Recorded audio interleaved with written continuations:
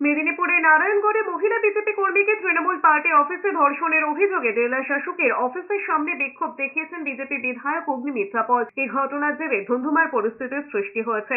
সোমবার মেদিনীপুরের জেলা শাসকের অফিসের সামনে অভিযুক্ত ব্লক সভাপতির গ্রেফতারির দাবিতে প্ল্যাকার্ড ব্যানার হাতে অগ্নিমিত্রার নেতৃত্বে বিজেপির কর্মী সমর্থকরা বিক্ষোভ দেখাতে শুরু করলে পুলিশ ঘটনাস্থলে গিয়ে কার্যত টেনে হিঁচড়ে রাস্তা থেকে সরিয়ে দেয়। যদিও ফের তিনি জেলা শাসকের অফিসের বাইরে বসে যান। তাদের একটাই দাবি, অবিলম্বে অভিযুক্ত লক্ষ্মীকান্তকে গ্রেফতার করতে হবে। এরপরে পুলিশ 30 বিজেপি কর্মীকে আটক করে নিয়ে গিয়েছে। আমাদের কার্যকর্তা আমাদের একজন মহিলা সক্রিয় কর্মীকে কাল টিএমসি পার্টি অফিসে ডেকে নিয়ে গিয়ে তাকে ধর্ষণ করা হয়েছে। ধর্ষণ করেছে টিএমসির লক্ষ্মী সিট সেখানকার অঞ্চল সভাপতি। আজকে আমার মহিলাদের পার্টি অফিসে ডেকে নিয়ে গিয়ে ধর্ষণ করবে, রাস্তায় ঘাটে ধর্ষণ করবে মুখ বন্ধ করার জন্য।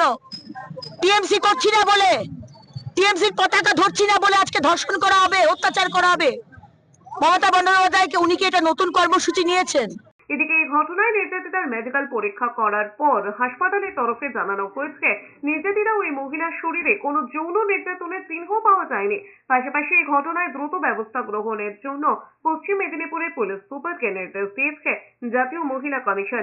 বিষয়টির উপর নজর রাখা হচ্ছে বলেও জানিয়েছেন জাতীয় মহিলা কমিশনের সদস্য অর্চনা মজুমদার।